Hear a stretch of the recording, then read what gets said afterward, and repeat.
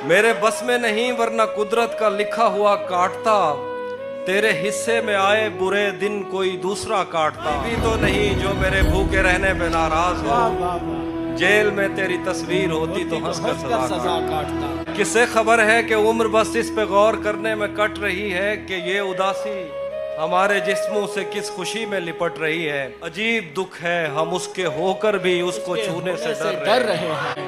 अजीब दुख है हमारे हिस्से की आग औरों में बढ़ रही है। ये किसने बाग से उस शख्स को बुला लिया है, परिंद उड़ गए पेड़ों ने मुंह बना लिया है। उसे पता था मैं छूने में वक्त लेता हूँ, सो उसने वस्ल का दौरानिया बढ़ा लिया है। रुक गया है वो याद चल रहा है, हमको सब कुछ पता चल रहा है।